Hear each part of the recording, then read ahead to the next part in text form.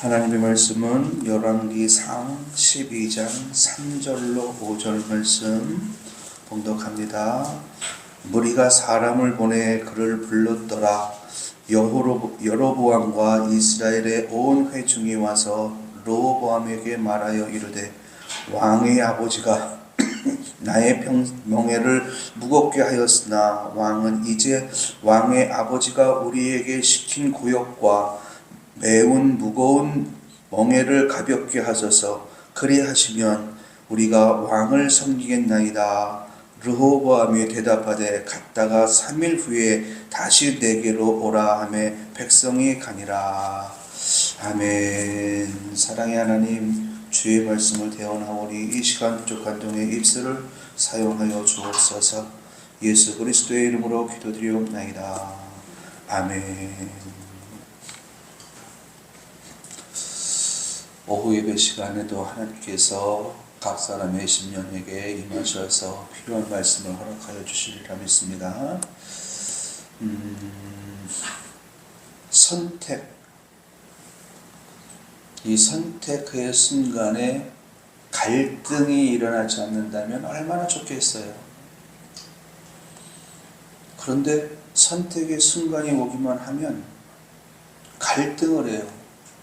목사님들과 함께 간혹 커피숍에 가면은요, 목사님 사모님들이 커피를 주문을 하는데, 어떤 사모님은 다른 사람들이 다 주문할 때까지 선택하지 못하는 사람이 있어요. 그러다가 막 채근을 하면은 그 옆에 있는 사람 물어보고 똑같은 거 시켜달래요. 그런데 한두 번 그런 것이 아니라 매번 그래요. 그분한테는 선택한다는 것이 너무너무 어려운 것 같아요. 그런데 이런 모습들이 저한테도 있습니다. 저도 선택한다는 것이 이거 입을까 저거 입을까, 이거 먹을까 저거 먹을까 참 힘들어요. 우리 사모님도 그래요. 우리 사모님도 밥 먹으러 우리 밖에 나가서 밥 먹읍시다.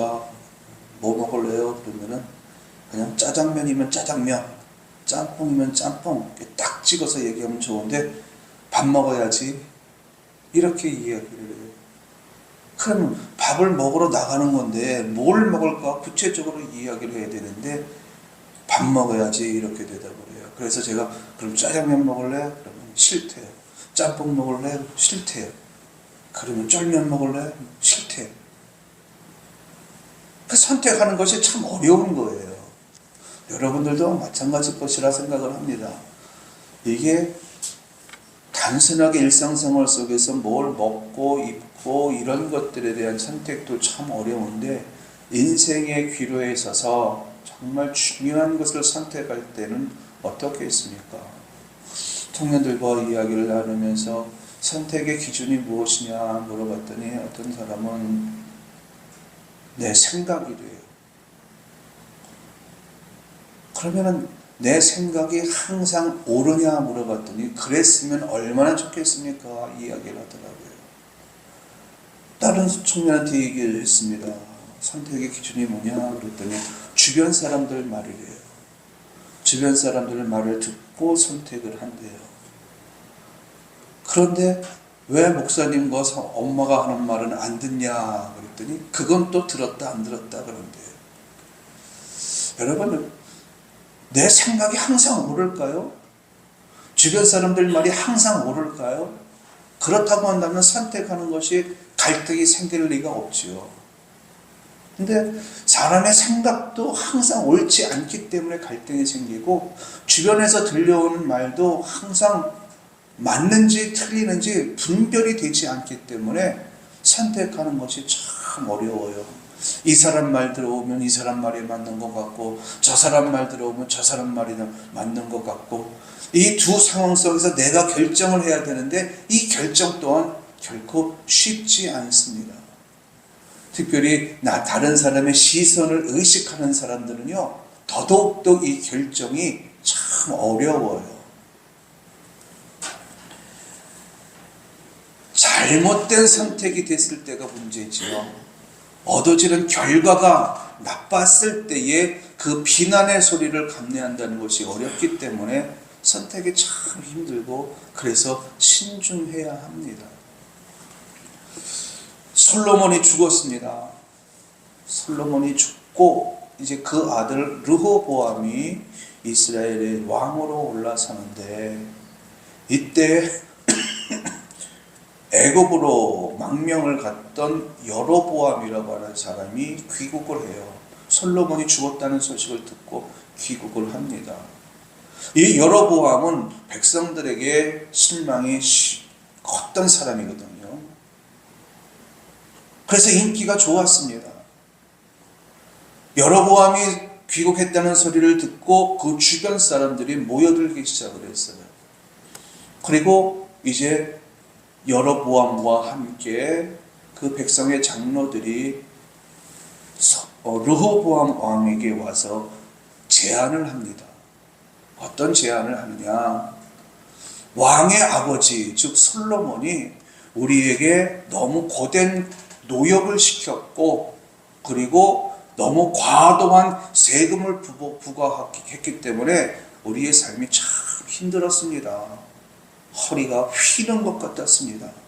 그러니까는 이제 왕이 아버지의 길을 따르지 말고 우리의 노역을 좀 편안하게 해주세요.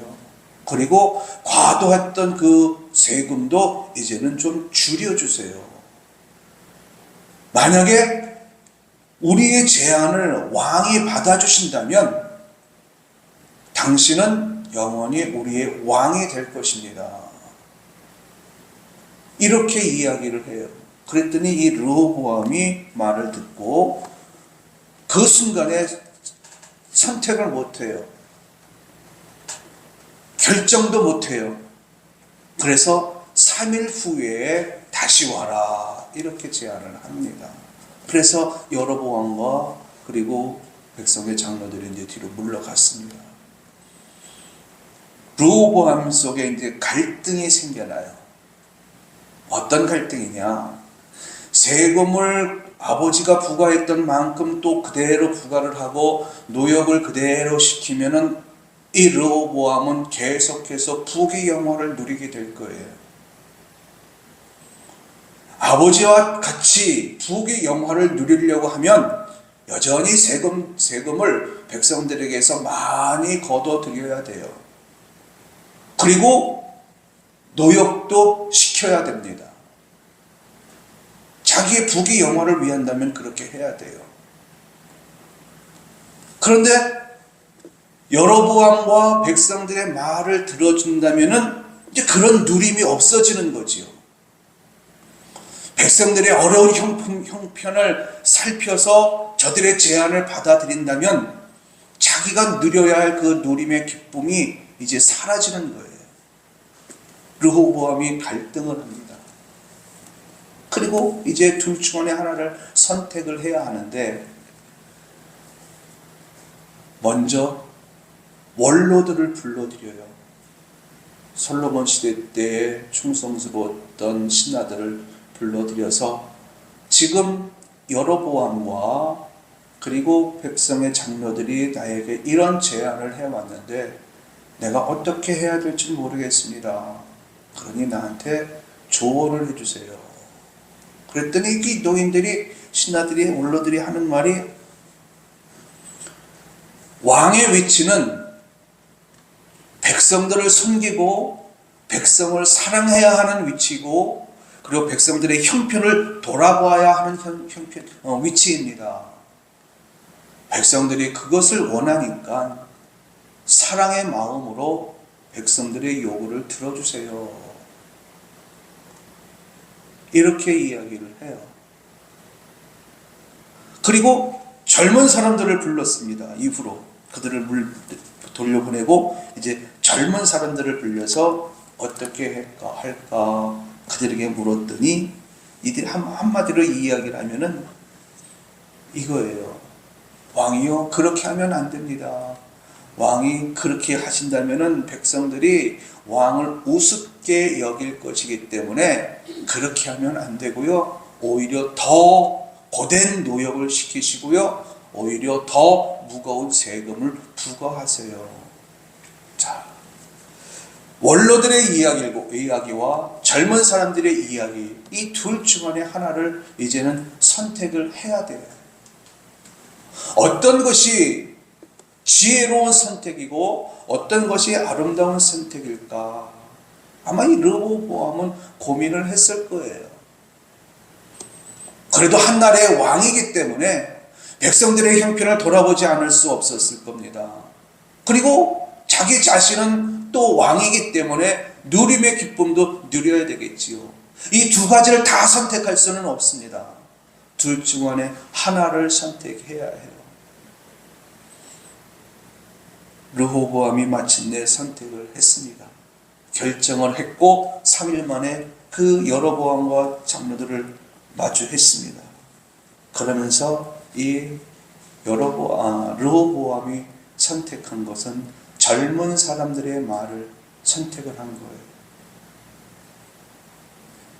젊은 사람들의 말을 선택했고 그 말을 들은 여로보암과 백성의 장로들이 화를 내면서 그 자리를 박차고 나가갖고 일종의 반란을 일으킵니다. 그래서 나라가 두 개로 나뉘어지는데 르호보암에게는 유다와 베들레헴 지파가 르호보암을 왕으로 인정을 해요. 그리고 나머지 10개 지파는 여로보암 편에 서서 이제 두 개의 나라로 나뉘어지고 맙니다. 르호보암이 사는 날 동안 그리고 여로보암이 사는 날 동안 북이스라엘 10개 지파지요. 북이스라엘과 남유다 2개 지파 사이에는 전쟁이 끊이지 않았습니다. 전쟁이 계속됐습니다. 참 힘들었던 거죠. 한 사람의 잘못된 선택이 백성들을 힘들게 했고 나라가 나뉘어지는 결과를 가져왔다. 여기에서 여러분 르호보암이 이 선택의 기준을 하나님의 말씀으로 잡았다면 그는 백성들을 사랑했을 겁니다. 왜? 하나님 사랑하라 말씀하셨거든요.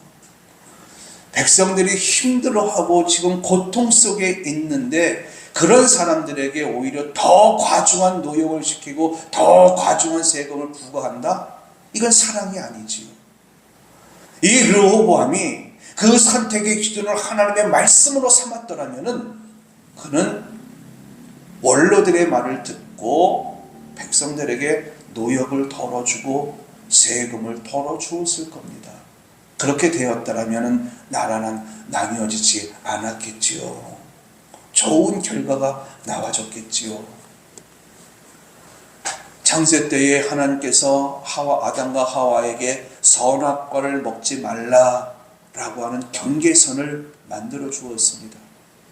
동산 안에 있는 모든 나무 열매는 다 먹을 수 있으되 먹는 과일 나무로 주었으되 선악과만큼만은 먹지 않는 나무로 그들에게 주신 거지요.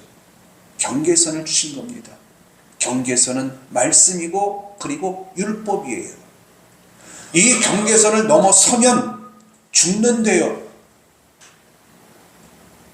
그러나 이 아담과 하와가 그 경계선을 넘지 말았어야 하는데 안타깝게도 그들은 경계선을 넘었습니다. 그래서 그들에게 죽음이 주어져요. 삶의 죽음이지요. 육체의 죽음이 아니라 삶의 죽음이 그에게 찾아왔어요. 저주받은 땅에서 살아야 하니 얼마나 힘들었겠습니까? 그리고 사람과의 관계도 파괴가 되어졌으니 얼마나 힘들었겠습니까? 그 증거가 뭐냐?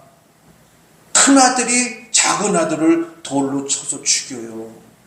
이것을 지켜봐야 하는 아담과 하와의 부모의 입장이 얼마나 힘들었겠습니까?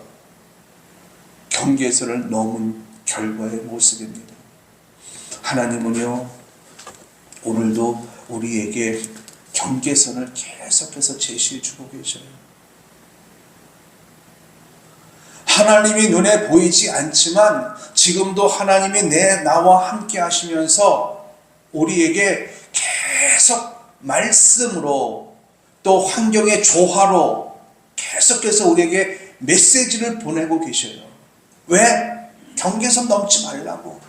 경계선을 넘으면은 하나님의 말씀 바깥으로 벗어나면 하나님의 은혜와 하나님의 사랑과 하나님의 은총 범위 안에 머물러 있어야 되는데 그 범위를 벗어나면 오는 사자들이 덤벼들 것이 보여지기 때문에 그 길은 사망의 길이기 때문에 하나님께서 지금도 우리에게 계속해서 하늘의 영적 메시지를 보내고 계셔요. 이때 우리가 그 메시지를 수신할 수 있는 안테나가 살아 있어야만 우리는 경계선을 넘지 않을 수 있는 겁니다. 하나님의 말씀을 주시는데도 선악과를 먹으면 죽는다라고 하는 말씀을 메시지를 계속해서 보내고 계셔요. 그런데 그 말씀을 수신할 수 있는 그 안테나가 꺾여 있다 보니까는 이제는 너무너무 쉽게 경계선을 넘을 수가 있는 거죠. 이 영적 안테나 꺾여 있는 사람, 어떤 사람은 영적 안테나가 아예 없는 사람도 생겼습니다. 영혼이 죽었기 때문에 하나님이 아무리 말씀을 주셔도 들을 수가 없어요. 수신할 수가 없어요. 또 어떤 사람은 이성이라고 하는 사람의 생각을 늘 앞세우면서 살아요. 교회를 다녀도 기도를 해도 하나님의 말씀을 들어도 늘 선택의 기준이 하나님의 말씀이 아니라 하나님이 아니라 자기의 생각을 앞세우면서 이성과 논리를 앞세우면서 살아다 보니 경계선을 넘을 수밖에 없어요. 하나님의 말씀에 순종할 수가 없는 거죠. 또 어떤 사람은요, 자기 스스로가 안테나를 꺾어놔요. 귀찮거든요. 하나님이 이래라 저래라 이거 해라 저거 해라 자꾸 간섭하는 것이 귀찮거든요. 그래서 아예 무시해버리는 거예요. 안테나를 꺾어놔요. 이렇게 안테나를 꺾어놓고 그 다음부터는 사사시대의 이스라엘 백성들이 어떻게 살았느냐, 자기 소견에 옳은 대로 살았어요. 자기가 생각하기에 이게 맞다 싶으면 하는 거예요. 이렇게 자기 소견에 옳은 대로 살다 보니까는 결국 그들은 하나님 앞에서 경계선을 넘어가는 자가 되었고 그로 인하여서 망하는 자가 되었다. 이것이 성경의 가르침입니다. 여러분, 우리는 어떻게 살아야 할까요? 여러분, 하나님께서 주시는 영적 메시지가 민감하게 수신이 되어져서 그것을 받고 그 말씀에 따라서 말씀의 기준을 삼고 경계선을 절대로 넘지 않는 여러분들이 될 수 있길 예수님의 이름으로 축원합니다. 이 영적 안테나는요, 켜놨다가 꺼놨다가 이게 아니에요. 하루 종일 1년 365일 안테나가 켜져 있어야 되고요. 그리고 매 순간순간마다 분초마다 이 안테나가 민감하게 켜져 있어야 우리는 하나님의 인도를 받고 하나님의 인도 속에 경계선을 넘을 위험에서 벗어날 수가 있는 겁니다. 아무쪼록 하나님 앞에 영적 안테나를 민감하게 세우셔서 절대로 삶의 영 속에서 경계선을 넘어가는 일이 없도록, 혹시라도 경계선을 넘었을 경우에는 그 즉시 시인하는 거예요. 인정하고 돌이켜서 경계선 안으로 들어오는 여러분들이 될 수 있길 예수님의 이름으로 축원합니다.